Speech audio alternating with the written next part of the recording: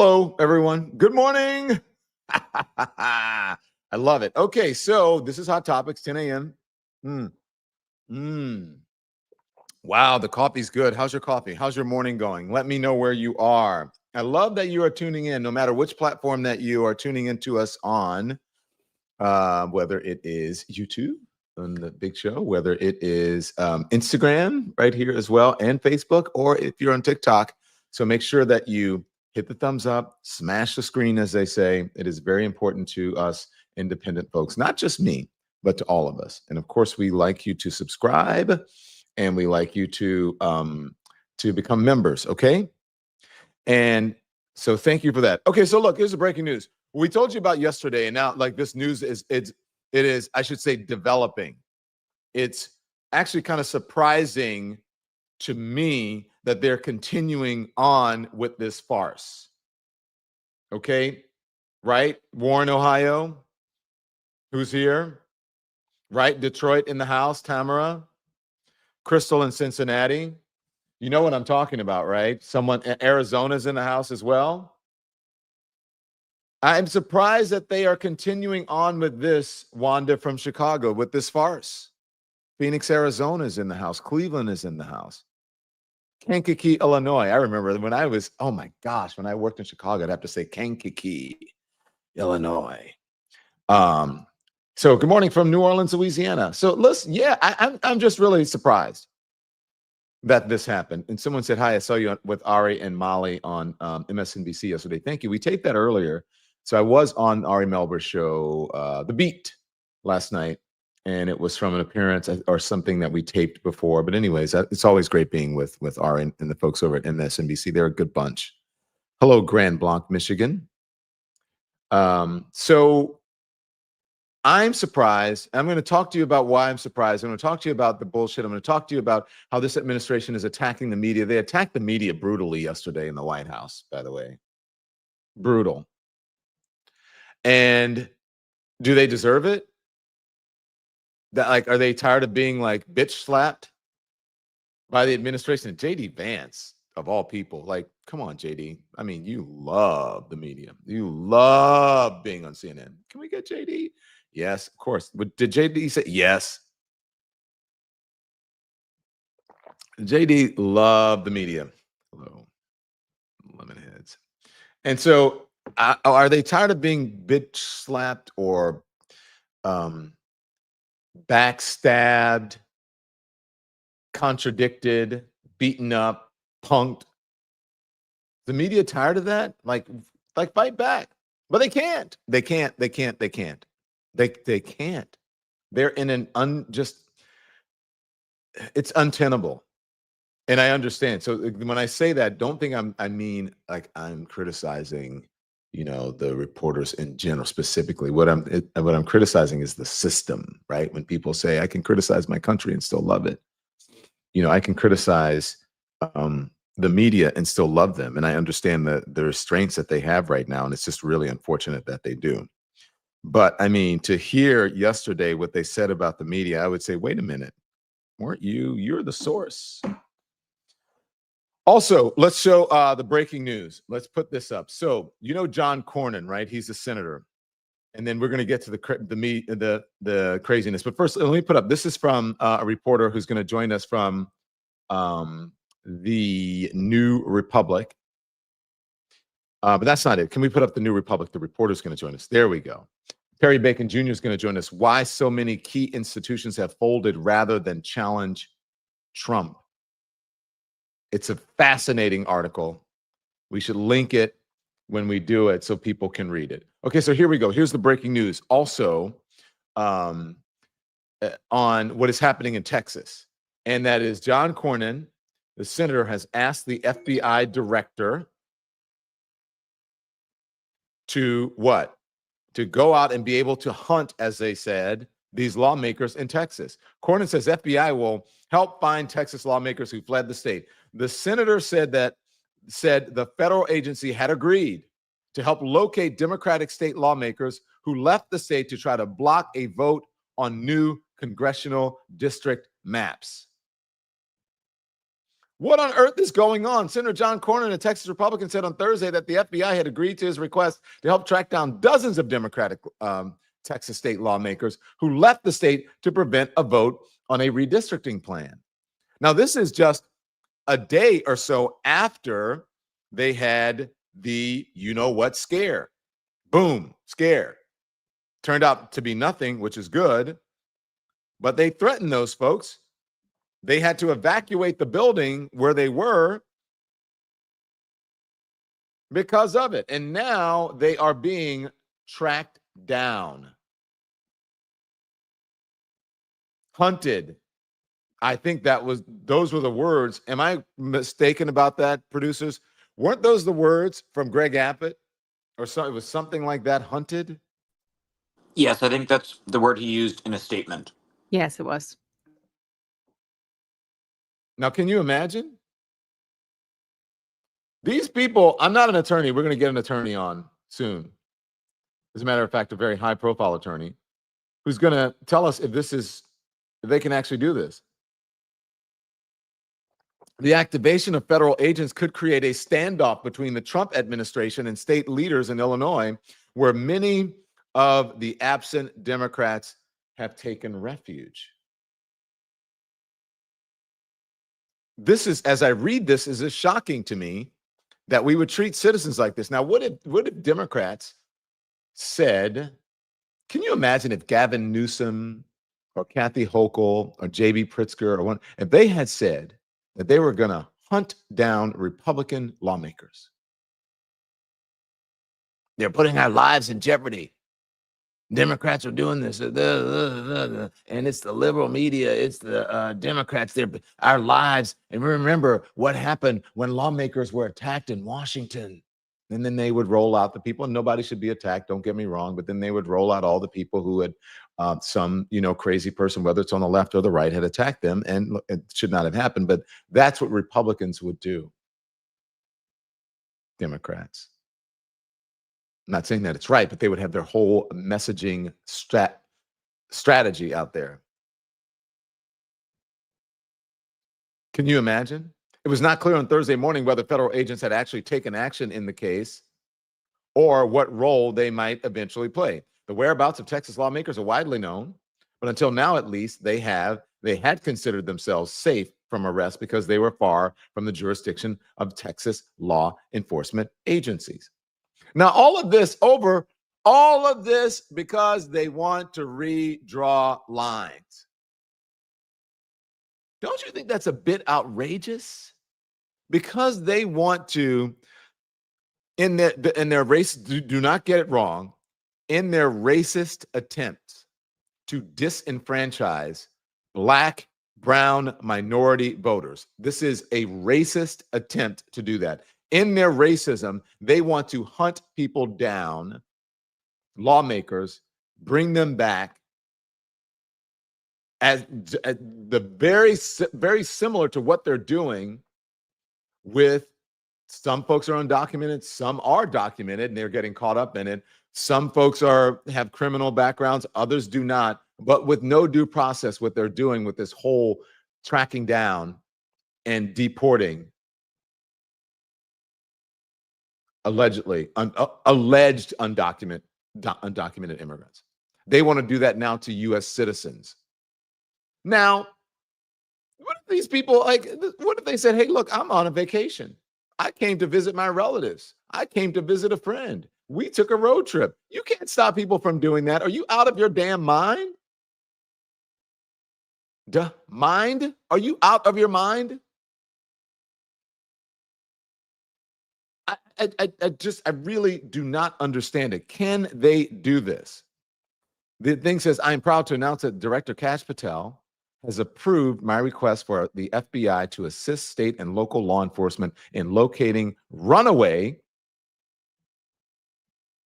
Now, they did not say runaway. Come on. Now, you guys know where I'm going with this runaway thing. Hello?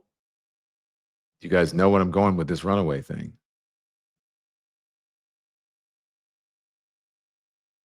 You know what they used to call, come on, you tell me. I'm waiting for you guys in the chat. Thank you, Rosalinda. Thank you, Crystal. Thank you, Lisa. Thank you, Paula. Runaway? Did they really have the gall to say that? Let me know when our attorney gets here. They really have the gall to say runaway? I had just read that. I'm shocked. To assist local law enforcement in locating runaway Texas Democrats, Mr. Cornyn said in a statement, I thank President Trump and Director Patel for supporting and swiftly acting on my call for the federal government to hold these supposed lawmakers accountable. This is a developing story. Check back for updates. Tyrone Evans, you got it. Runaway slaves. And the lawmakers who are involved in this, don't get it wrong, they are mostly Black and brown lawmakers, most of them Black. The districts, they want to redraw Black districts. So, I got a call from someone in the know, one of the people involved. They said, Don, we're going to talk about the media. The media has it wrong, saying, is this legal? Is it not? This is procedural. Is it not? They're like, no, you guys are wrong. This is racist. They're trying to disenfranchise citizens of the United States of America. Those citizens that they're trying to disenfranchise are Black and brown people, mostly Black people. Don, this is racist. Run away. To track down, run away. Put that back up. I cannot believe. You guys, can you believe that? Yes, this is insane. The Trump administration is shouting it out loud. Put that up. Make it increase the size. Look at that. John Cornyn. Bruh. I am proud to announce that Director Kash Patel has approved my request for the FBI to assist state and local law enforcement in locating runaway Texas House Democrats. Mr. Cornyn said in a statement, and then he thanked the president, and he had nerve to put the president and then the director of the FBI. Now, I'm at a loss for words. And the FBI is no doubt going to go along with it because it's Kash Patel. It's Donald Trump. And here's the thing. If you ask, you saw Representative Jolanda Jones. Representative Jones says, I'm an attorney, and you cannot, this is not a federal case. You can't use federal resources for something like this. But you saw what they did in California with the National Guard and the military on the streets. And so it would not surprise me if they do this. Now, I will take you behind the scenes and tell you that some of these folks are scared. And what they're doing, some of them are hiding. Like, not hiding because they're ashamed of what they're doing. They're hiding because they don't want to be harmed. They're hiding because they have families. They're hiding because they're afraid of things like this. I'm sorry to keep doing this, but I just want to read this one more time.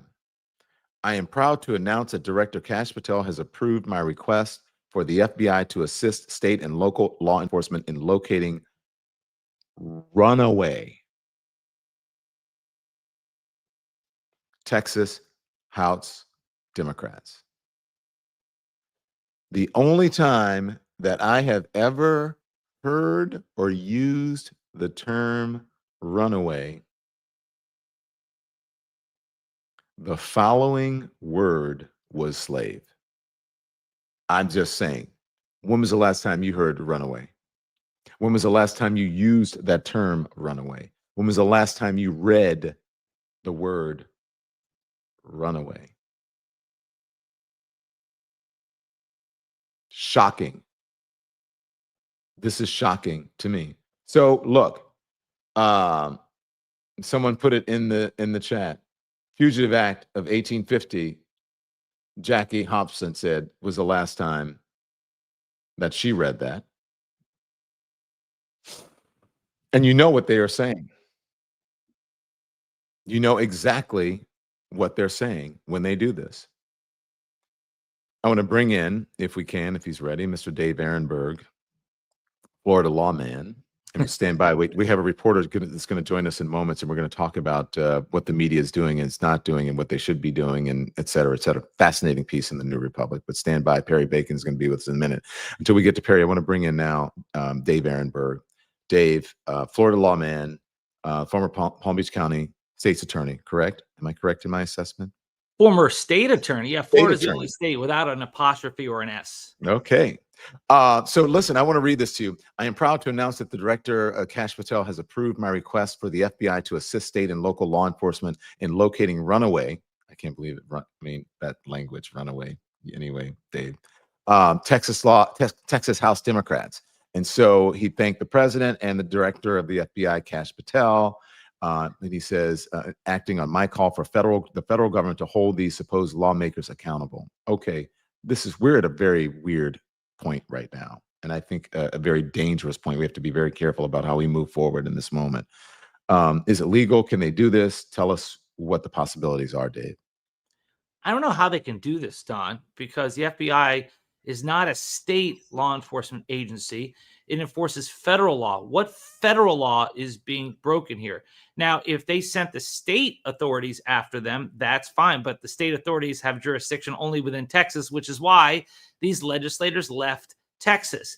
So they're stuck. And now with the use of the FBI, it seems like abuse, because this warrant that was out for them is a civil warrant. It's issued by the state legislature. It's not a criminal arrest warrant. And the only way the FBI can really get involved is if it's a fleeing fugitive based on a felony. And there is no felony here.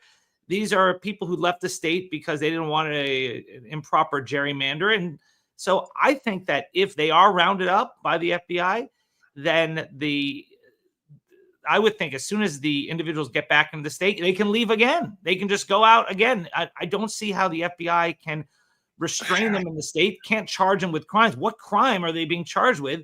So this is a lot about political gamesmanship here, where Cornyn, who's up for re-election, wants to prove his chops to the MAGA base, and Kash Patel is only too willing to go along.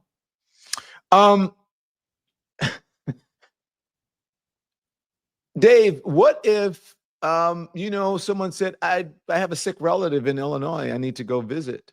I'm taking a vacation day. I am on a business trip. Like, I don't understand we know why they're there, but do we really know why they're there? Don't they have, as citizens, we know that they are, public servants, but as citizens, don't they have the ability and the freedom to be able to move about the country or just about anywhere, the country or internationally or whatever, as they see fit as American citizens? Yes, they do. And that's why it's not a crime. That's why I don't know how the FBI could even be involved. I mean, it sounds like not only would the FBI be doing something that's improper, but if they drag back these individuals, I mean, you would think it'd be a form of kidnapping. I mean, that's why this is uncharted territory for the FBI. And let's see what really happens. It's one thing for Kash Patel to approve it. It's another thing for an FBI agent to grab someone, a legislator who's traveling out of state, and drag them back with them. Is that false imprisonment when you get dragged back in the FBI's vehicle? I think this opens up a whole new can of worms, and it does not require them to show up at work. It's not like they could drag them in handcuffs to show up at the legislative hearing. So I have no idea where this goes. Can we put up the Ken Delanian tweet? Because I want him to respond to that. Let's see. Let's put up the Ken Delanian tweet in here. Okay. Ken Delanian says, the key question here is on what grounds would the FBI be doing this? Right. What is the crime they are investigating? The FBI can't just use its vast surveillance powers to locate random citizens. In fact, that's what conservatives have long been so concerned about FISA authorities. So, and then it has the information up there. I also want to bring in Perry. If you want to come in, Perry Bacon Jr. joins us now. Perry, we're going to bring you in to talk about the media, but also you've been writing about Texas as well. Good to see you. Thank you for coming on. You see what Ken Delanian says, you know, the key question is, on what grounds would the FBI be doing this? What is the crime they are investigating? I like what you said a few seconds ago about, can you hear me, Don? Yes, we got you. Thanks for Runaway. joining. I read that quote, but I'll be honest with you, I was sort of concerned by the FBI is investigating lawmakers for no reason, but I hadn't really thought about the sort of obvious parallel, which is like, a lot of times I think about American politics today as we're in this kind of civil war-like state at times, except that only one side of it is really fighting it in a certain way. The Republicans are just so much more extreme in the way they behave than the Democrats. You know, I assume California might try to gerrymander too if Texas does, but the first actor, the most aggressive actor, the person, can you imagine if Barack Obama had tried to call in the FBI to chase down some Republican? Can you imagine how quickly impeachment hearings would have started? You weren't here for the very beginning of the program, but I did not use Barack Obama specifically, but I said, can you imagine if Democrats were doing this and saying in Greg Abbott's language that they're going to hunt people down? I said that they would be starting out everyone who's been threatened or harmed, and no one should be threatened or harmed by some unhinged actor on the left or the right, right? And they would say, look, this congressman was attacked and this whatever, and for the Democrats to be using that kind of language, blah, blah, blah, blah, blah, and now they're saying runaway. Stand by, okay, sure. Perry, because I want to finish up with Mr. Ehrenberg here and just get Dave. They can't do it. They will, but does that mean they're going to not do it? Because we saw what happened with the lack of due process with the people that they say are undocumented, but still no due process. What they say, the people who are have criminal records, but we don't know that because there's no due process. Does that mean that they are going to? They might still do it. They're defying federal judges in this administration. Well, this would be a bridge too far for a lot of people because the immigration status is clear here. They're legal. They're American citizens. There's no crime that they've committed. And so how can they go and round up these individuals? As I was saying earlier, and Ken Delanian tweet, what is the federal law that's being violated? So if they're saying it's because there's a state warrant out there, that is a civil warrant. That is not a criminal one. And anyways, even if it was a state criminal warrant, which it's not, there needs to be a federal crime for the FBI to take action. What is the federal crime? Is it bribery? I heard someone in Texas talking about bribery. How?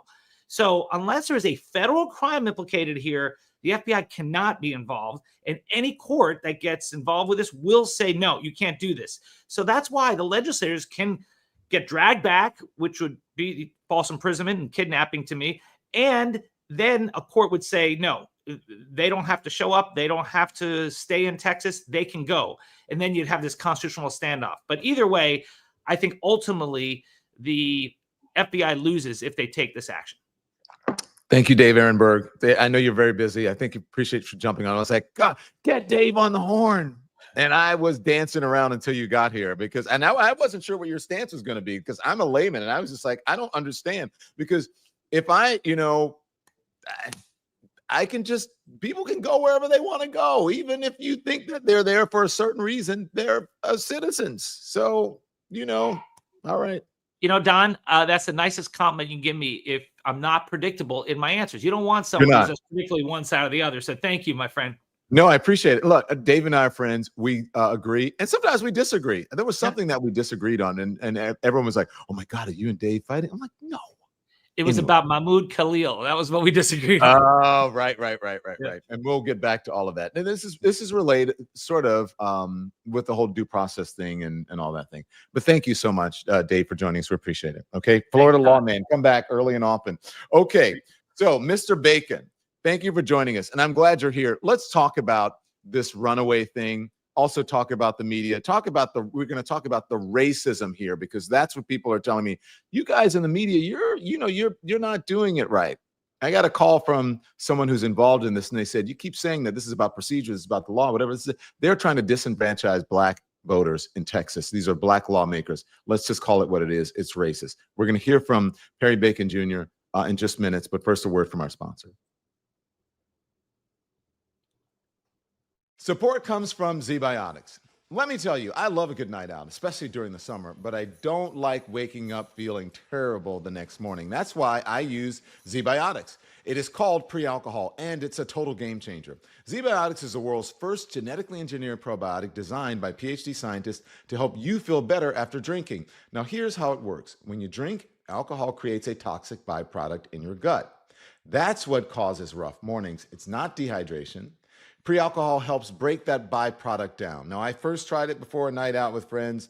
I had my go-to an old-fashioned, and I woke up the next day feeling clear, rested, and on point. It really works. So if you're hitting the beach, traveling, or enjoying one last summer trip, don't forget ZBiotics. Go to zbiotics.com/lemon. Use the code LEMON at checkout for 15% off of your first order. And if you're not satisfied, they're going to refund your money. No questions asked. That's zbiotics.com/lemon, code LEMON for 15% off. Support comes from Delete Me. As someone who lives in the public eye, I know how dangerous it is to have your personal information floating around online, your name, your home address, your phone number, even your family's information. That can be bought and sold on the internet.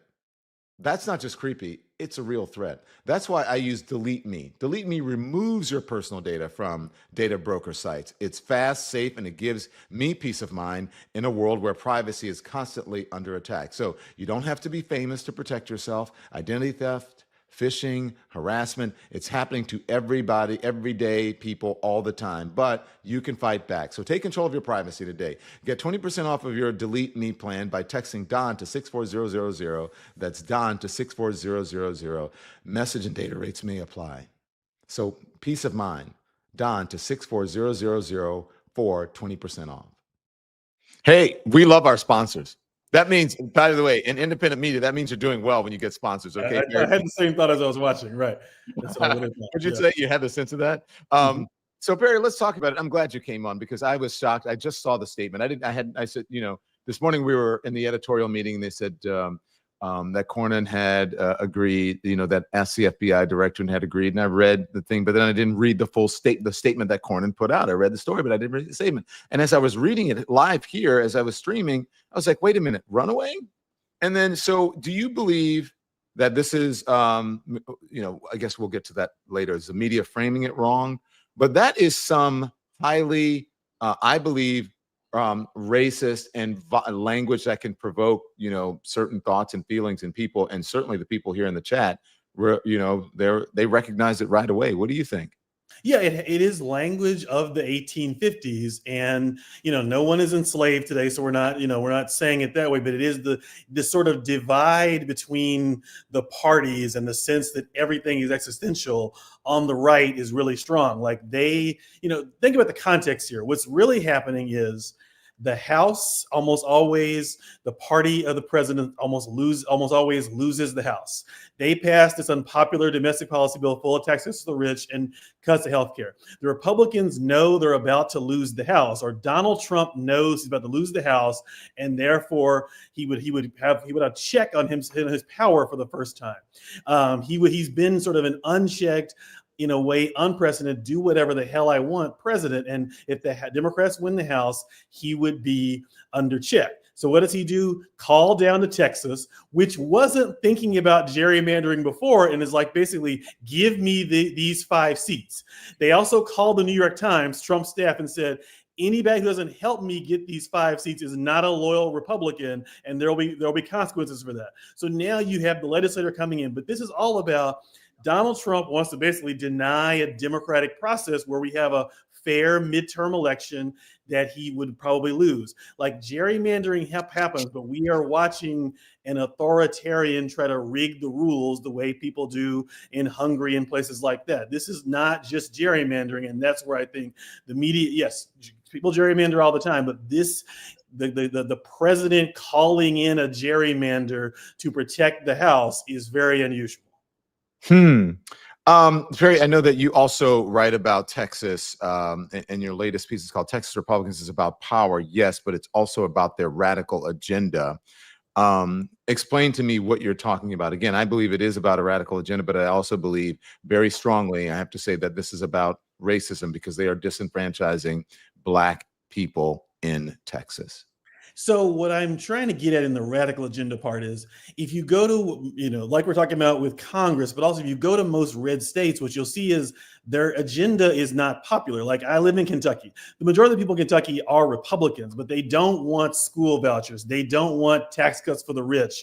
They don't want these crazy abortion bans. But the Republicans find a way to gerrymander so much that eventually they'll be able to pass these things. And that's the point is, like, I think that in Texas, what you're really seeing is they want to disenfranchise essentially, the way they want to change this is I think the Democrats have 12 seats of the House right now. They would probably go down to 7 is the idea. And what you would really end up with is a lot of people who are Black and brown, a lot of members of Congress who are Black and brown would lose their seats in this redistricting. That's where the racism plays in, is like they want to take away any amount of sort of liberal power, and liberal power tends to be also Black and Latino members. So that's where the race part of it comes in, is their agenda is designed to empower white, Christian, traditional voices in our society. And that's what gerrymandering is doing in these red states. Interesting. Your piece, again, is fascinating. The piece, not only this piece, but the piece that you have on the media. We'll get to that, but not right. We'll get to that in a moment because I'm fascinated by having you here to discuss. And this whole, runaway thing really opened something up in me that I was like, wow. And I don't know if the mainstream media is really hit on that, or if they're afraid to talk about it. But of course, this gerrymandering plan is about keeping power, says Mr. Bacon here, but it's also about keeping power to a specific end, yes, which I think is very, very insightful, to pass laws people hate and block ones they don't, and block ones they want. I think that's very insightful. The bill they just passed to cut Medicaid and cut taxes for the rich was one of a lot of pollsters shed. That was one of the most unpopular, the big, beautiful bill, or the crazy name they gave it. One of the most unpopular bills in modern history. Polling in the 20s. Like, that's not what a political party that wants to win elections should be doing. Democracy usually means that parties pass things people actually want and then win elections. Instead, they pass a bill people know people don't like. They read the same polls you and I do. And then after they pass an unpopular bill that's going to make them lose the midterms, they say, oh, we're going to redraw the districts to help us win. That's why this is so pernicious. Like, Barack Obama and Joe Biden tried to, whatever you think about them, tried to pass bills. They would often drop bills that were unpopular. They were conscious of public opinion. What do you think? Okay, you can help me out here because this is what so I was trying to figure out today, like, how did we get here with all of this? You know what I mean? How do we get here? I understand how do we get here with the Trumpism of it all? How did we get here with the Epstein of it all? How did we get here with what happened? Did you see what happened at the White House last night after this meeting was canceled? And then, basically JD Vance and Donald Trump got up there and said, the reporters are wrong and blah, blah, blah. And they sort of attacked the media and then the Democrats. I want to play that moment because there's a method to my madness. I want to back into the whole media part of it. But I listened to this. This is, please put up the thing. The summit that was supposed to happen at the vice president's house last night, if you can put the headline up, Nikki, was canceled. Okay. And then you guys at the New Republic says bullshit. Trump and JD Vance snap over Epstein cover-up meeting. So that's what they call it, bullshit. But they're saying that it never was supposed to happen. Now, CNN reported it. I'm not just picking out on CNN. It could have been MSNBC or Fox or whatever. They reported it that there was supposed to be this summit or dinner with all of these high-profile folks in the Justice Department and the vice president and so on. They were supposed to meet to discuss Epstein. Okay. Mm-hmm. And then it was canceled. Okay. This is what happened when Donald Trump and JD Vance were asked about it last night at the White House. Vance hosting a gathering this evening to talk about how to respond to the Epstein situation? Is he working on what? Is he hosting some kind of gathering of top advisors this evening to talk about how to respond to the Epstein situation? I don't know. I could ask you that question. I don't know of it, but I think here's the man right here. I saw a report today, and it's completely fake news. We're not meeting to talk about the Epstein situation, and I think the reporter who reported it needs to get better sources. On that, look, the whole thing is a hoax. It's put out by the Democrats because we've had the most successful 6 months in the history of our country. And that's just a way of trying to divert attention to something that's total bullshit. Okay? On that subject, yeah, please. Okay, so here's the thing for me is that they bully the media. They bully the people who are in those rooms. They bully the people who are in the briefing room. And it just, I mean, they would probably have kicked me out a million times or not let me back if I was in there, because they just, it frustrates me to see the reporters just move on when, like, if Caroline Leavitt is asked a question and then she answers it and then she just goes to the next person, there's no follow-up. And I was like, wait a minute, there was a great follow-up there. And why don't, and I don't understand why they just don't continue to follow up and ask a question. Now, in that room, I'm sure some of the people who were reporting it were also in that room, and you say, how is it bullshit? How is the sources wrong? There are sources in this very room or in the administration who told us that. And so I don't understand. Are they tired? The Trump folks, Donald Trump and the Republicans, are really good at beating up on the media, at demonizing the media and demonizing the Democrats, meaning demonizing people that they think are their enemies. And I'm wondering when the Democrats and the media are going to get tired of it and then fight back. Do you understand what I'm saying? No. I'm not totally sure. If I was assigned to the pool that day to be in the White House, I've been in that pool before. It's your job to sort of ask the question, and sometimes you can follow. But at the end of the day, I covered George Bush. I covered Barack Obama. I remember. Those people at the end of the day were based in truth. You might, the Iraq War, I'm not trying to, George Bush sincerely believed there were WMD. He was wrong about that.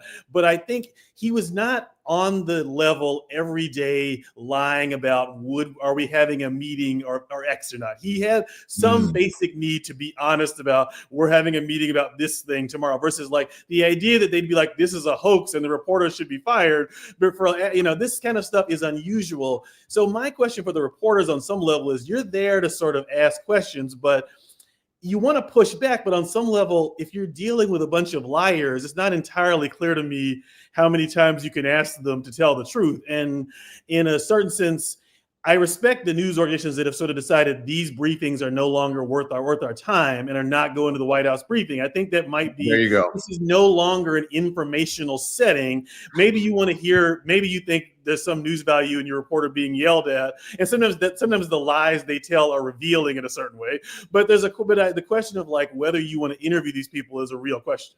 Yeah, Bob, I love your mind, because maybe it's because it's similar, but you articulate a lot better than I do, because I say that not much comes out of those briefings, and it's a show. Donald Trump, the Trump administration, everything's a show. They plan it every day, I believe, as if it's a television production or as if it's a news organization. They meet and they decide, you're going to do this, you're going to do this, we're going to go out and we're going to set the narrative on this. So I believe very little information or news comes out of that. Where it comes out is, I have to credit the Wall Street Journal, the reporters who are digging and doing real reporting.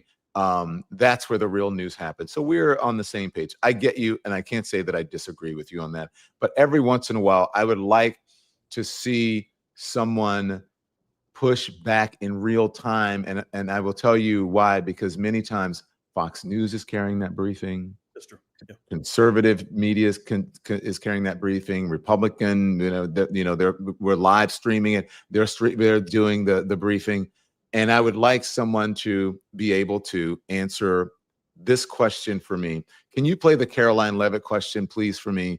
When she was asked about, should Barack Obama go to jail? Does Donald Trump believe that? And there was a perfect follow-up, but I was like, somebody do it. Here it is. Trump believe that President Obama should go to jail for something? Look, the president believes that this matter needs to be thoroughly investigated, and anyone convicted of crime should be held accountable in this country. Go ahead. Ms. Leavitt. Now, Donald Trump was convicted of 34 crimes. Do you believe that he should go to jail? Like that, like Okay, so in this case, Don, like when you were talking earlier, I think of Jorge Ramos and April Ryan, maybe dating myself a little bit. These people would often ask the president's questions and get them and really have them really in knots, and I respect that. In this case, Barack Obama has not done a damn thing to be arrested for. So I'm not actually sure we want reporters following up being like, are you sure that, I think the question itself is the so immunity thing illegitimate that we shouldn't continue with it. That's kind of, and I actually would not, if I was in that room, I would not have been like, are you sure, Barack, or like playing along with this. It is a dangerous authoritarian thing that they want to arrest everyone alive who doesn't agree with them. And we don't want to play into that. I wouldn't want to do a CNN segment on, or, if we were back in our old days about should Barack Obama, what do you think about Trump threatening to arrest Obama? Let's stop talking about that. If he arrests Obama, then let's all call it what it is. But let's not sort of legitimize it by suggesting that is something that is should be in the realm of possibility. But I do think that they will do it. I think that it's just selling. I don't know if they will arrest him, but I do think that they will try. I think that they're so desperate to change this narrative on Epstein that they will do anything, and that includes trying to indict or maybe indicting Barack Obama. I would not put anything past this administration. This is not a normal administration. In the sense that I know your previous guest said that the FBI doesn't have the authority to arrest the people from Texas who are in Illinois or whatever, but I wouldn't put it past them. Like these days, what the law says doesn't really matter, unfortunately. These people will break any law and do anything they can. Okay. Can you talk a little about the Epstein story? I'm not sure what, I'll be honest, this is a story. Whether it's a cover up, whether it's a cover up, and how should the media be treating this story? After last night, I was like, how should they be treating this story? And I asked because, look, this is sort of a Republican and a MAGA conspiracy theory a la Pizzagate, thing initially. And there were people who took it seriously, obviously. A lot of the people who do long form, like Vice or Vox or that kind of thing, they were doing these long takeouts on Jeffrey Epstein. But for the most part, sort of centrist media, they were not obsessed with this Epstein story. So I'm just wondering, how you feel about that, having the summit canceled and now everybody stopped talking about it and every question from the media almost is about Epstein. Yeah, I mean, the media is covering it now. I think people were slow to it, but I think people are onto it.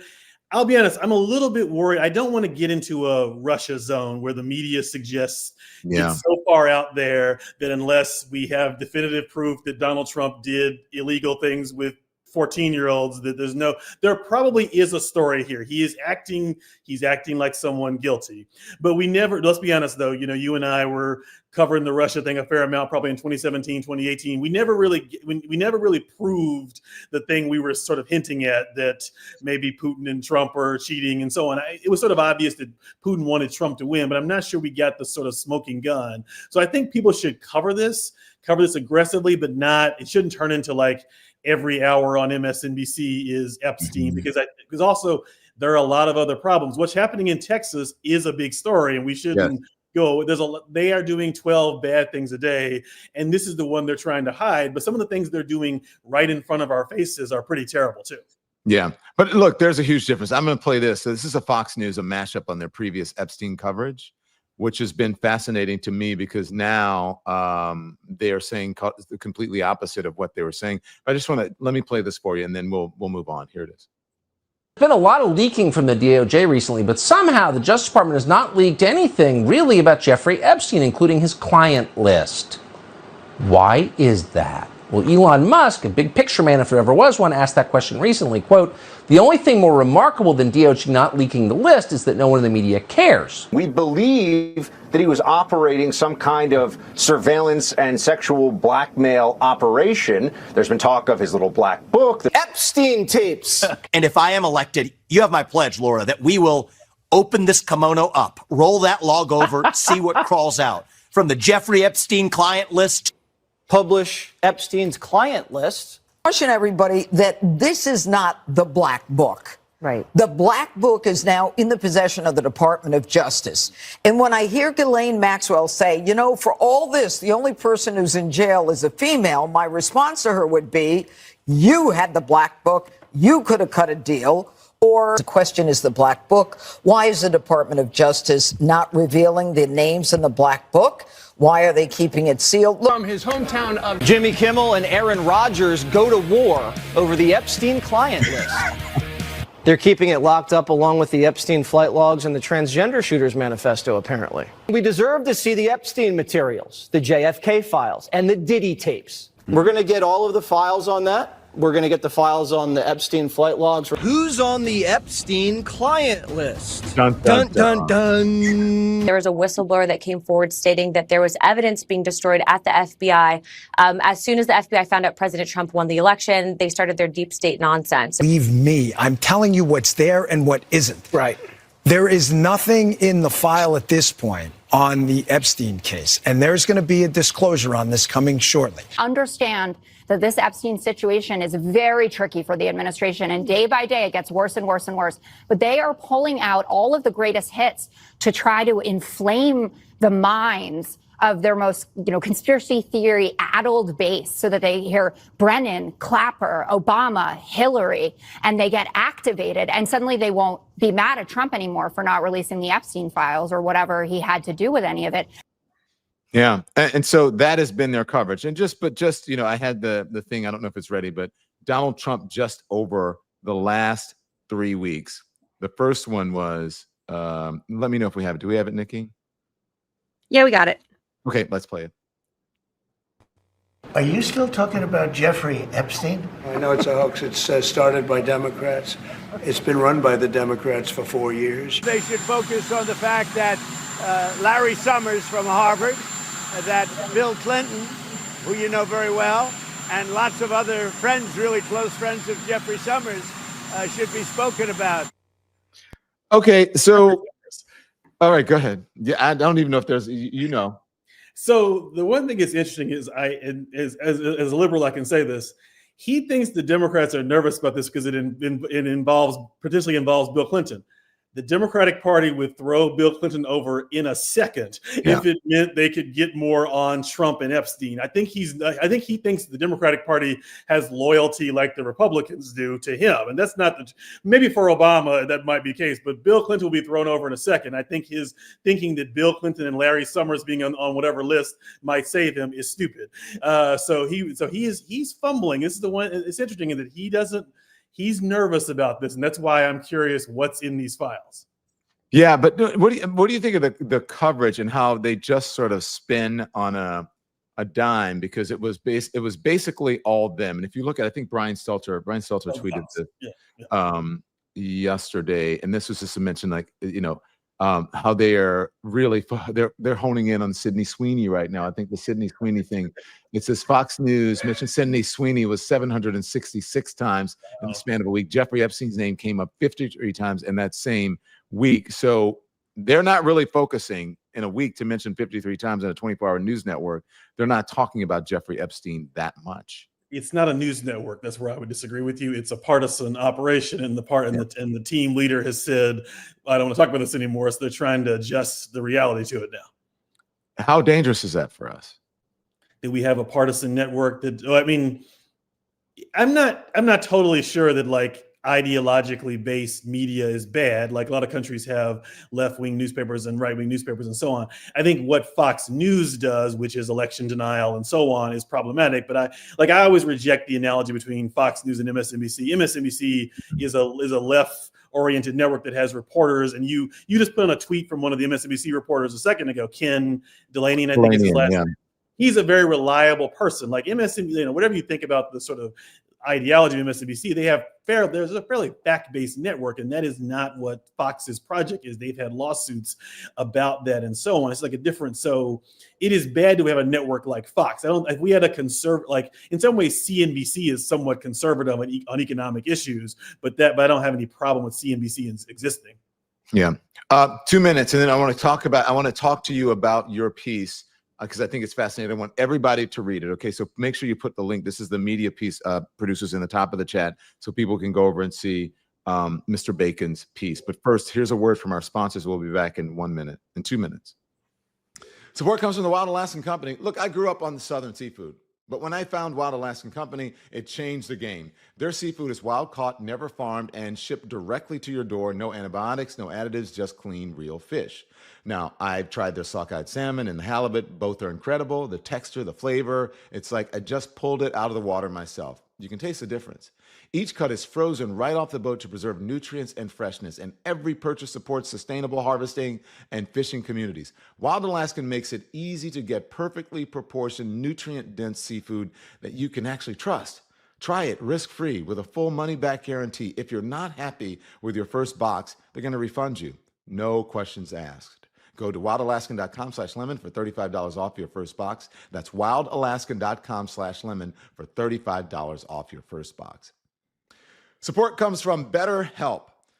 Let's just be honest. There's no shortage of advice out there on how to feel better. Cold plunges, journals, meditation apps, but figuring out what actually works for you can be overwhelming. That's where therapy comes in. Now, I've done therapy and it has helped me through some of life's hardest moments. Sometimes you just need someone to talk to without judgment. That's why I recommend BetterHelp. BetterHelp is the world's largest online therapy platform. Over 30,000 therapists, more than 5 million people served. You can meet with a licensed therapist from the comfort of your own home and switch anytime if it's not the right fit. It is convenient, it's private, and it actually works. Their app has a 4.9 out of 5 rating with over 1.7 million reviews. So talk it out with BetterHelp. Visit betterhelp.com/DonLemon to get 10% off of your first month. That's betterhelp.com/DonLemon. Get 10% off your first month. Thanks to our sponsors. By the way, thanks to our sponsors. And by the way, Perry, just so you know, when you're writing about the media, we don't have sponsors that we don't use a product and believe in. So if I get it and I don't like it, I'm not doing that. So that's what I love about being in this space. It's mine that I can do it with whatever I want. I believe in taking the stigma off of mental health, right? And so I'm so happy to have BetterHelp as a sponsor. Okay, let's put up your piece and talk about it. I found it fascinating. I didn't even know about it till my producers alerted me of this piece. They said, Don, you're mentioned in a piece that Perry Bacon did on the New Republic. And I said, oh, really? Interesting. Well, let's talk about it. And so let's see if I can find it here, guys. I had it in my thing. I don't know where it is. But anyways, and where you talk about what's going on in the media now. So let's read a little bit from it. And I just want to get the response. So go down. So why so many key institutions, back up, I just want to read the headlines here. Why so many key institutions have folded rather than challenge Trump? Yes, they're under pressure, but maybe a lot of these leaders kind of like what Trump is doing. Just remember, they were defeated once before. Peter, put the link in my chat so that I can read it without having to rely on you guys to go through it. So you said, and right off the top, when I read it, I was like, oh my gosh, here it is. You said 8 years ago, Don Lemon was hosting the 10 p.m. show on CNN that each night forthrightly described the anti-democratic tendencies of President Trump. Guests such as one-time Watergate reporter Carl Bernstein and former Nixon aide John Dean explained in detail how unprecedented or Nixon-like Trump's actions were. Lemon himself at the time delivered long diatribes castigating Trump for his racist rhetoric and demonization of journalists. Scroll down, please.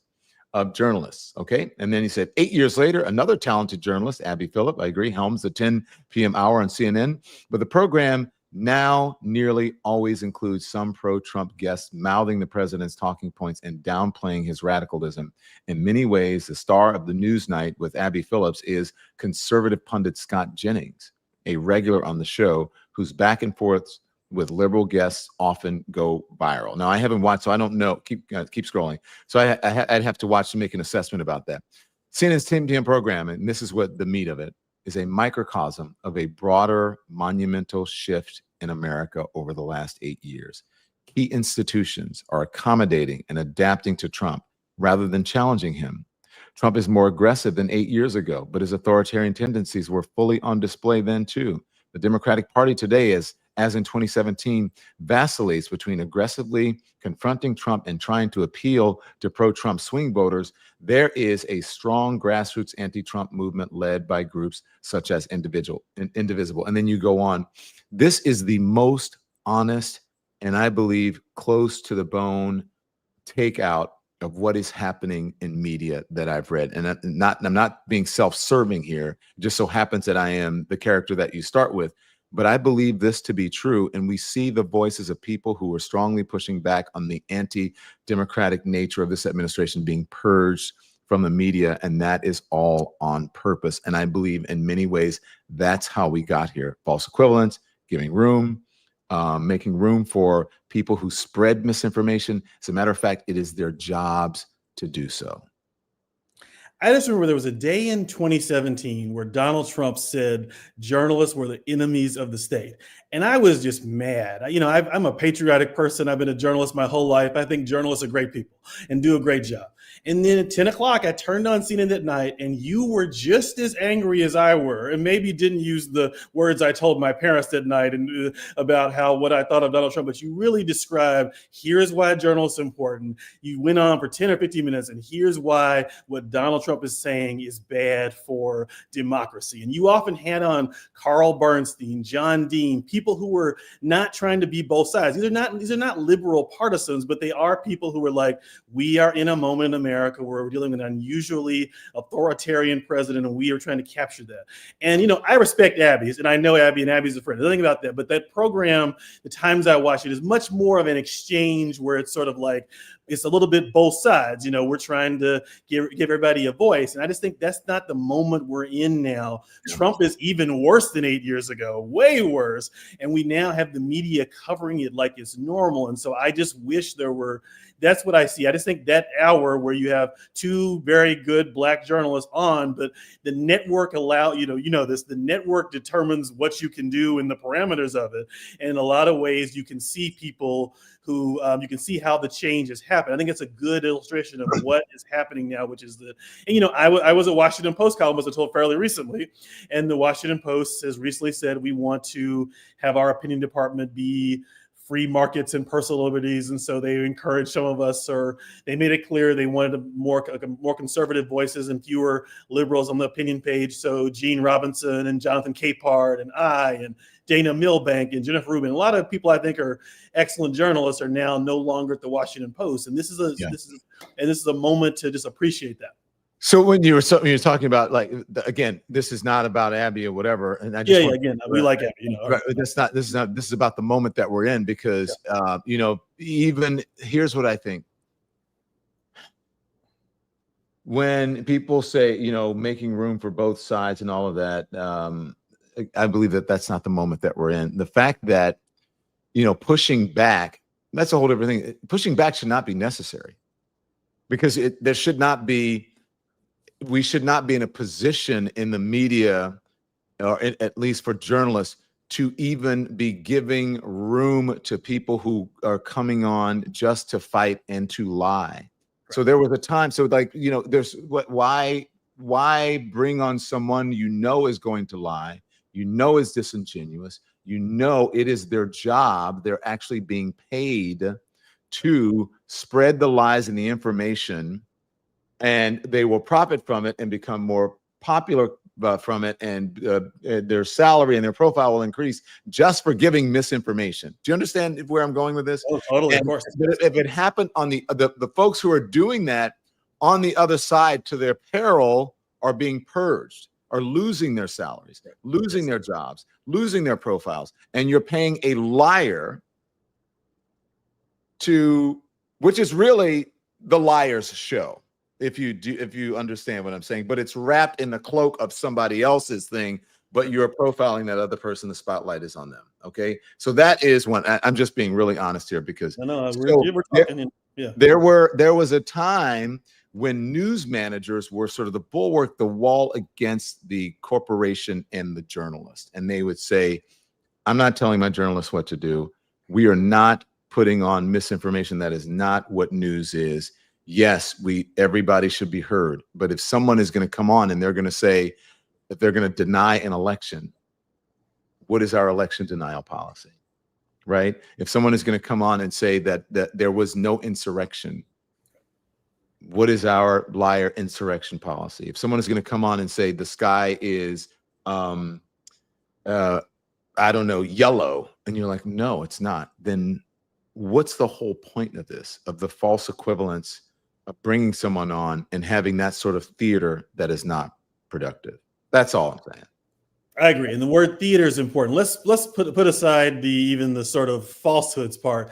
If I want to hear analysis of what the president of the United States is doing, I want to hear from someone like Carl Bernstein, who's got a long record of like evaluating presidents, criticizing people on both sides, and really a deep record that I don't necessarily want to hear pundits all the time, and this sort of false idea that if we have a liberal pundit and a conservative pundit, then we're getting the truth is somewhere in between.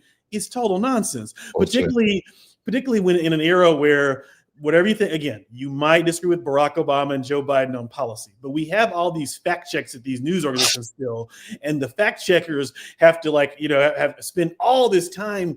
Donald Trump lied so much more than Barack Obama and Joe Biden. So you can't. News is supposed to be where you learn the truth, not where you learn, different perspectives, whatever they are. The news business is supposed to promote the idea of accuracy, where you learn what's actually going on. So when you bring on guests who are misleading, dissembling, lying, you're taking away from the value of news. Journalism has to be an institution beyond putting people on TV in power and beyond putting on a Democrat and a Republican, or at least what I think, or at least the journalism I chose to get into was about holding people to account, being honest, doing investigations, but it was not about we put a Republican and a Democrat on and they talk and we say viewer decide. That's not journalism. No, I believe it's beyond that. If you watch yeah, I know it's the whole thing. So Fox News, what they do, on that 5 show, and just what they do a lot of, it's like, okay, oh my God, and so that we know they're a conservative network, as you said, and there should be conservative media. And in that time, you realize that it's propaganda, right? So you get that it's propaganda, but then to sort of when networks in general, when they it's a cloak, when they sort of cloak it in that is somehow professional journalism that is happening, to me is just it's also to a form of racism that people aren't even seeing. It's just weird for me. That's a tricky one because of but I agree with you that there's, you know what I'm saying? Yeah. I'm gonna just because we've talked about 2 hosts, and so that's complicated, but I get the point you're making. And look, the fact that this is tricky because I respect Simone and Abby, and they're sort of in the roles that were previously occupied by. But there's also Fox News and yeah. So anyway, but all I meant was we're in a place where, and I think I just want to say a lot of the Black journalists who I think are fantastic are maybe, are having to be in different places now. I want to say Jonathan Capehart, Gene Robinson, Joy Reid, Don Lemon, without, that is a loss for our society that some of our best Black journalists, there's a lot of work done to diversify our field by people who came before us who fought for that, and also by the people like you, like Eugene Robinson, who did great work. So to see that, and a lot of people I know really thought, Charles Blow is gone from the New York Times. Charles Blow. So we could list a lot of people, and I just think this is a moment where I think it's worth accounting for some really great talent. Who Gene Robinson's not dead. I think he'll start writing again. Maybe not make news on his sake, but I think he's around. Joy is doing a show. You're here, but I just think it's worth. News organizations that decide we don't want Don Lemon or Joy Reid are making a mistake. Purely and simply, I think it's worth noting. Even if they hire other Black people in some slots too, it'd be great. It's 2025. I don't want to be in a world anymore where a Black person gets promoted means one Black person had to go away. You and Abby are fantastic. Joy is fantastic. So is Simone. There's room for all these people, and the fact that there's sort of what's going on here seems to me like an ideological purge in some ways, and that's what that is affecting Black journalists more than white ones, but it's affecting white journalists too, of course. Yeah. Okay. So then, in this moment, so I wonder, in this moment in general, right?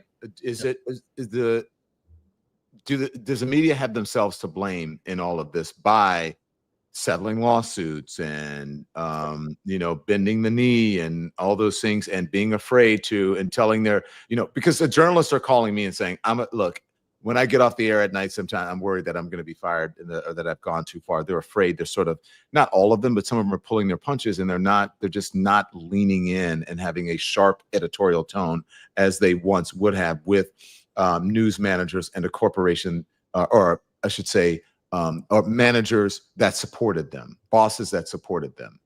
You know, when Bernie Sanders started running president in 2015, he talked about corporate media all the time. And I was sort of like, you know, corporations, whatever. Same. You know, I'll be honest with that. I didn't take much of it. But I think now it's like, it's not that like journalists are the problem or like CBS News is the problem. It's more that Paramount or Skydance or Discovery or whoever owns that's what's really happening. It's not necessarily that the journalists have moved to the right. It's that the companies want to merge or they want fewer, bigger tax breaks. And, you know, looking back, it's probably not great that the Disney Corporation, you know, runs one of the biggest ABC News, one of the biggest news operations, or Discovery runs CNN, or we can go through this list. I think that's the problem, is that it's like not journalists describing. It's not that journalists are not sure what to do. It's that their corporate bosses who are non-journalists are telling them move to the right or get fired, and those are not great choices, particularly if you are the breadwinner at your household. I know a lot of journalists struggling with, how do I tell the truth? How do I go home at night, feel good about myself, but also keep my job? That's you know, that's where we are right now. It's a terrible place to be. What's the bottom line here then? Again, I thought it was your piece. I thought it was really great, and not just because of me. I would have read it without me and said, "Oh my God, he's got it. He's got it." Well, you know, the fact that I know you, I think the fact that I know you and I know what you've done, and I know, you know, where CNN is going was helpful to understand the story. I think ultimately, and I hate to be so, you know, like you're trying to avoid being self-interested, and so am I here. But I think really, look, there's plenty of great reporters at the Washington Post who want to do a great job, plenty of people at CNN who want to do a good job. So I'm not of the view that you should unsubscribe or stop looking at those things. You know, like there are people doing great work at CNN and places in the Washington Post and the mainstream media. But since the corporations have such a big role, and since they're pushing down on the journalists, I think we also need to invest in alternative media institutions. And that could be a YouTube show, that could be the Don Lemon Show, that could be the New Republic, that could be, obviously, that could also be The Nation, the American Prospect, Joy Reid Show, Substack newsletters. I think it's just worth having your head and having you should every day be thinking about, where is my news coming from? Is this person under the thumb of some executive who wants tax cuts from Trump or something? And to make sure you're reading some people who I think, you know, Don, you're running ads, so you're trying to make money. I can see that, but you're not like under the thumb of Discovery or a big corporation that's telling you what to say. And I think that's an important where we are now.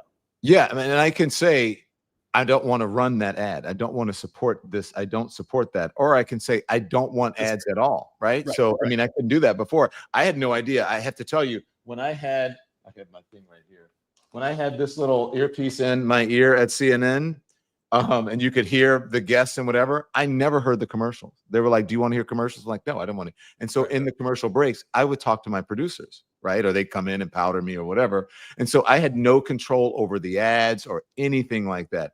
Now I can say, I believe in mental health, that you should be as healthy as possible. I believe we should take the stigma off. I especially believe that minorities or Black people don't, you know, that we have issues and we don't want to talk to people about it. But I'm of the belief that we should. And that's why I support better health. Or I can say, there's someone in my family who has high blood pressure, and it's too much. It happens too much in America, and especially among people of color. So this product, 120 Life, it helps with blood pressure. So I've tried it.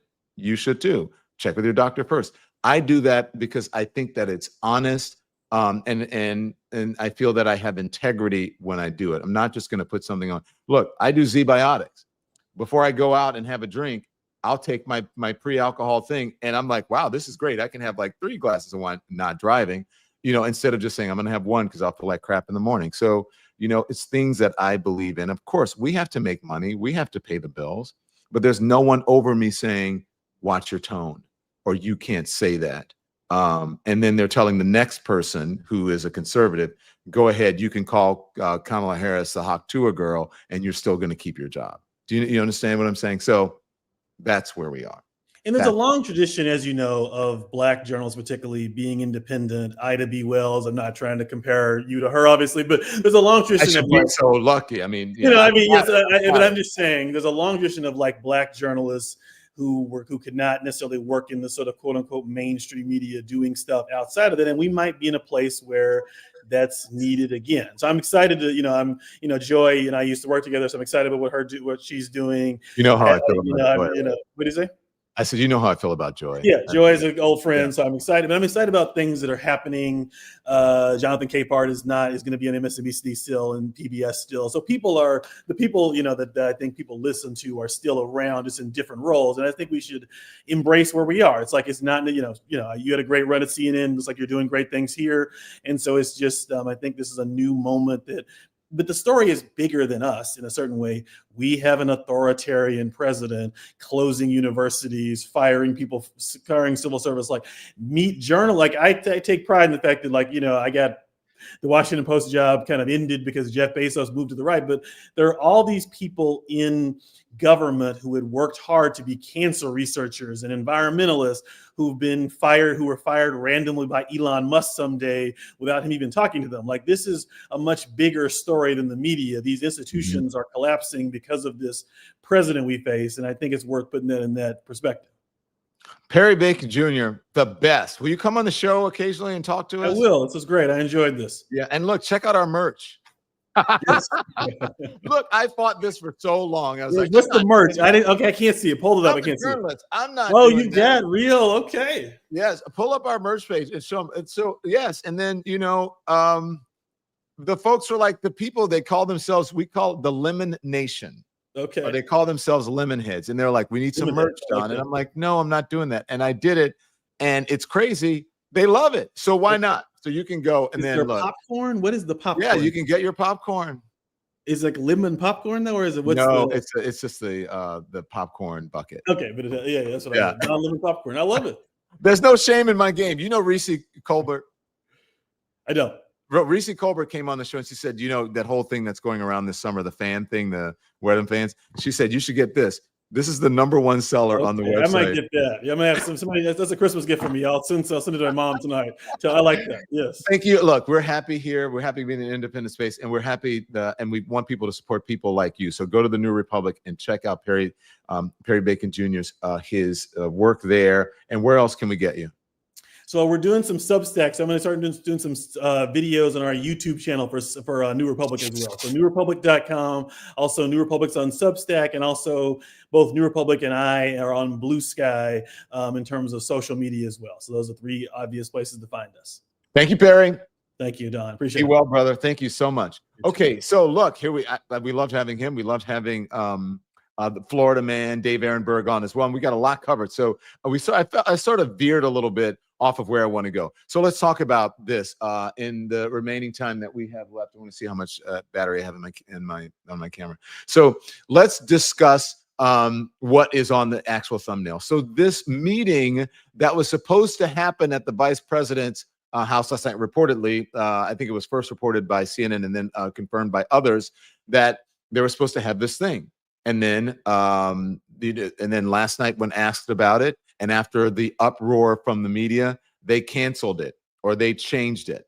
Okay. And then Donald Trump and JD Vance went out and said, no, it's canceled. The reporters, I played some of it for you.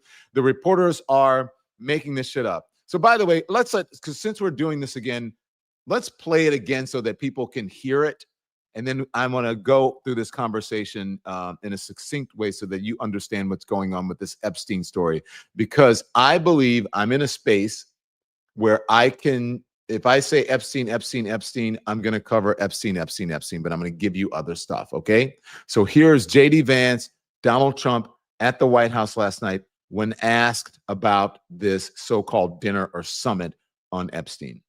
Ghislaine Maxwell. President Vance hosting a gathering this evening to talk about how to respond to the Epstein situation? Is he working on what? Is he hosting some kind of gathering of top advisors this evening to talk about how to respond to the Epstein situation? I don't know. I could ask you that question. I don't know of it, but I think here's the man right here. I saw a report today, and it's completely fake news. We're not meeting to talk about the Epstein situation, and I think the reporter who reported it needs to get better sources. On that, look, the whole thing is a hoax. It's put out by the Democrats because we've had the most successful 6 months in the history of our country. And that's just a way of trying to divert attention to something that's total bullshit. Okay? On that subject, yeah, please. Okay, so they're saying that it's total BS or total bullshit. Okay, so that's what happened at the White House last night. And so he said, look, someone told somebody at some news organization, whether it was CNN or somewhere else, that this was going to happen, or there had been discussions about it. You can trust that that's going to happen. So I just think that they're trying to demonize the media. The Bulwark is calling it drinks, apps, and an Epstein cover-up to go. That's what they're saying that this story is about. Drinks, apps, and an Epstein cover-up to go. And I don't know of any crisis PR person or I shouldn't say crisis PR, any PR person, any strategist, or anyone who would advise them to do what they're doing, and even be talking about Ghislaine Maxwell and moving Ghislaine Maxwell. And I don't know anyone who would support that. It is, I don't get their strategy. It is the weirdest strategy to me, and it's not going to work. It does not work what they are doing, especially when you have put up the Virginia Giuffre's family statement when they heard about this supposed summit. We understand that Vice President JD Vance will be holding a strategy session this evening, the residence with the administration officials. Missing from the group is, of course, any survivor of the vicious crimes of convicted perjurer and sex trafficker Ghislaine Maxwell and Jeffrey Epstein. Boom. Game over. And here, this was to me the ultimate mic drop for them, for lack of a better term, the ultimate moment that makes people understand is when they said, as Virginia Roberts Giuffre's siblings, we offer to represent her in her stead, and we hope the administration takes our call to action seriously. So if you're going to have this and you're going to talk about what to do with the Jeffrey Epstein story or any of this stuff, we'll come in. We want to speak for our relative who lost her, whose life is gone, who lost her life, who was in so much turmoil about this, who struggled for so long, who was a minor when this happened. And you are here trying to make a victim or trying to figure out how to normalize Ghislaine Maxwell and make her credible enough to get the public to buy into a certain bullshit narrative that she has some credibility and that she is going to exonerate the president of the United States because he had such close ties to Jeffrey Epstein. Do you feel me? Do you guys feel me? As Virginia Roberts Giuffre's siblings, we offer to represent her in her stead, and we hope the administration takes our call to action seriously. Boom. It's over. I don't know of any crisis PR person who can get them out of this situation except to say, you lost, move on. It's not going to happen. This is what Ghislaine Maxwell was found guilty of in a court of law. Guilty. Conspiracy to entice individuals under the age of 17 to travel interstate commerce to engage in illegal, you see the rest. Conspiracy to transport individuals under the age of 17 with the intent to engage in criminal SA. Guilty. Transportation of an individual under the age of 17 with the intent to engage in criminal SA. Guilty. Conspiracy to commit trafficking of individuals under the age of 18. Guilty, trafficking of an individual under 18. And then also lying, perjury.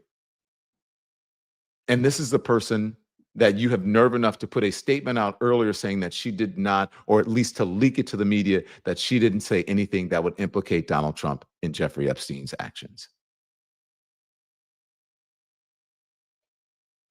Here's Donald Trump on whether Maxwell is, we saw that when we said whether she's credible. He went on to talk about Todd Blanche and Todd Blanche's credibility. He went on to talk about that instead of whether Ghislaine Maxwell was credible.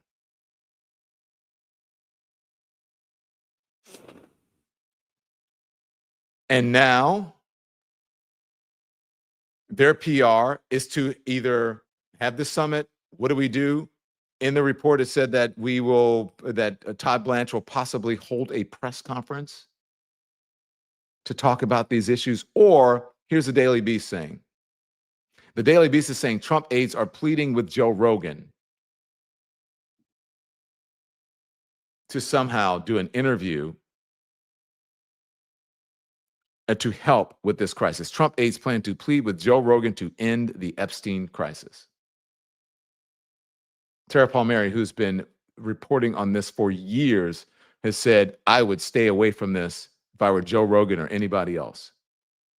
Anyone that, if the administration tries to enlist you to help with this story, run the other way.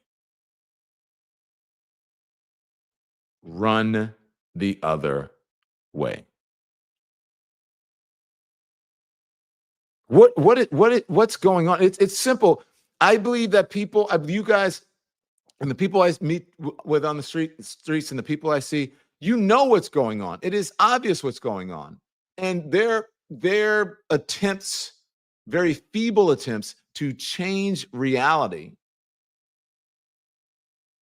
it's not going to work.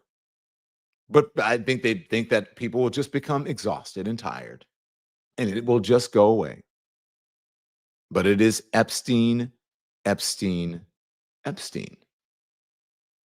I do believe that I am changing. At first I said, I don't think this is going to be the thing that takes him. I believe it.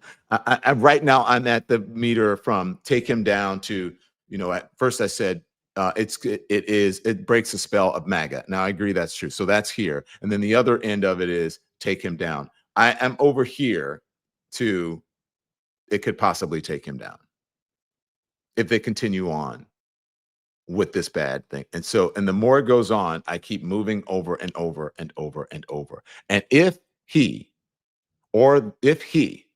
decides to pardon Ghislaine Maxwell, it's lights out. It's lights out. They've already moved her. As I was speaking to people last night after I did the live and I went around, people said, "Here, we know what's going to happen, Don. I don't think he's going to pardon her in this moment. He actually might, but I don't believe he's going to. What he's doing is he put her in a cushy facility now. Will make your life easier for the next 3.5 years while I'm here. Shut up. This is, something like that, reportedly, allegedly. Shut up or say something good. And then when I'm done, pardon." So instead of 20 years in a maximum security prison in these hellish accommodations, you're going to go to the Club Med of prisons, a minimum security. So you can do that for 3.5 years, which, I mean, come on, you can, and then after that, we got you. Now, similarly, guess who else agrees? And here it is. I'll just roll it. Guess who else agrees that Trump will pardon Maxwell? Here it is. Obviously, Trump, don't even act surprised when he pardons Ghislaine Maxwell. Obviously, Trump, don't even act surprised when he pardons Ghislaine Maxwell. That would just be foolish of you, foolish of me to think that he's not going to pardon Ghislaine Maxwell, okay? Trump is implicated by his sheer deceit right now in this moment. He is being so deceitful. It's incredible. And it seems to only be getting worse because now they keep pretending that they're trying to get to the bottom of everything, but they don't actually get to the bottom of everything. They actually seem to just be covering things up. They're making moves that only reveal a deeper cover-up. That's why I say if he does it, lights out. That's why I don't believe that he's going to get a Joe Rogan, or they are going to get a Joe Rogan to somehow agree to help them in this. It only if the people who are involved and who have seen it sit down and answer questions on Joe Rogan or somewhere else in full honesty, that it will. I don't think that will make a difference. Here's what will make a difference: releasing the Epstein files. That's what will make a difference. Releasing the Epstein files so that everybody can see it. Redactions where it should be. Now it shouldn't be like a full page of like blacked out everything. And maybe people are like, look, let's where Donald Trump is redacted, we want to see it. If you didn't have anything to do with it, if you are clean, if you are, not guilty of anything, Donald Trump, then tell them to unredact your name. Tell them to take the redaction off of your name in these files. If you are completely innocent in all of this and you believe it, and you're worried that people may be caught up in it who are not supposed to be caught up in it, why don't you say, Lord, leave them redacted, but take mine off. I have nothing to hide.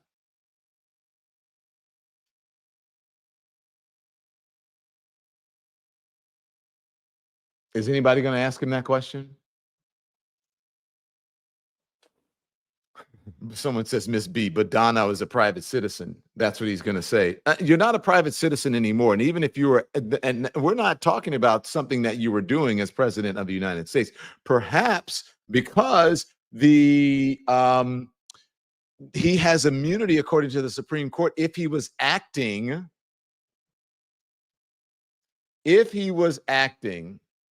as president, or if he was doing presidential business, then therefore, in his role as president, he is immune, but he is not immune as a private citizen. Is that what this is about? I know there's statute of limitations, but I don't know. Look, I'm not a legal professional. I mean, there was this special thing that they got rid of the statute of limitations, and they prosecuted a whole lot of people after decades for acts. So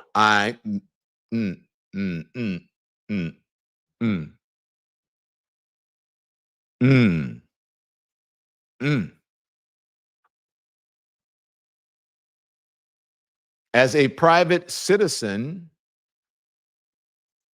you don't have immunity. Is that what this is about? I don't know, because you have not released the files.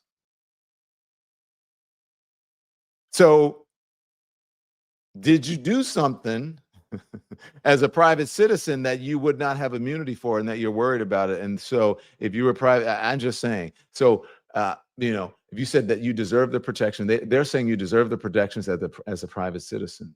So if you did nothing wrong as a private citizen, then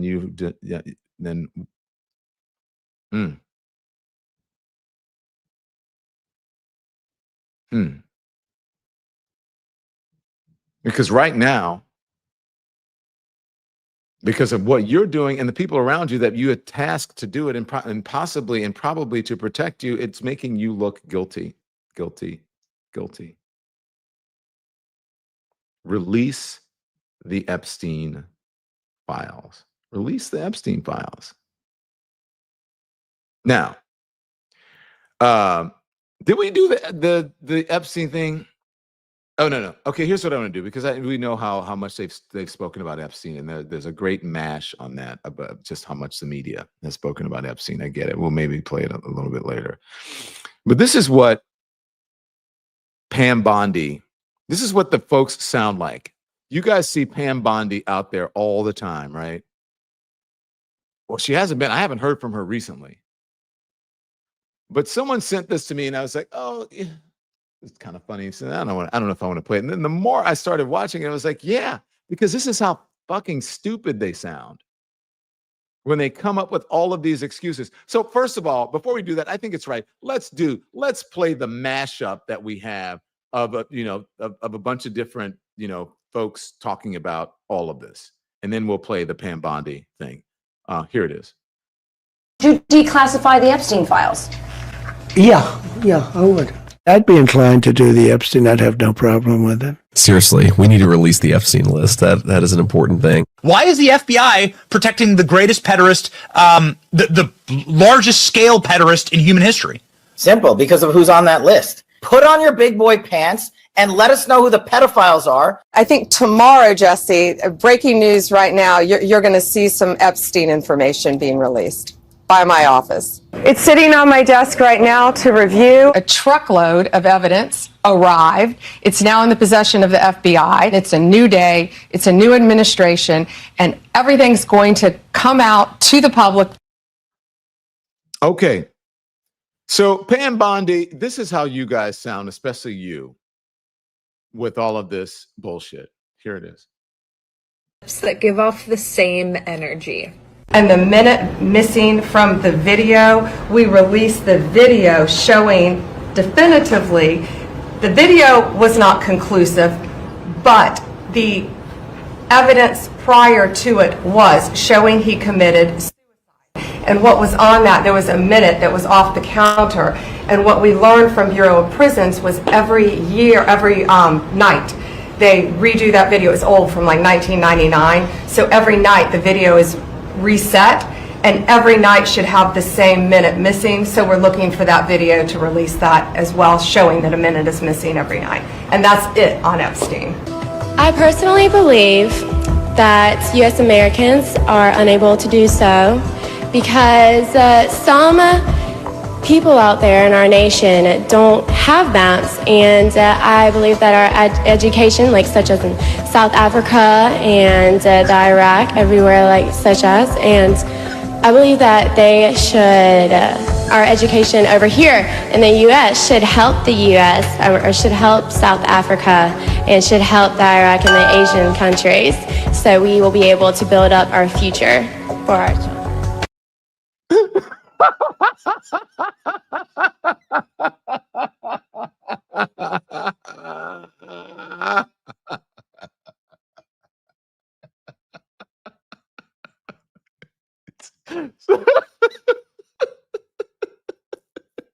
And such as. So my new name for Pam Bondi is going to be and such as, and such as, and such as, and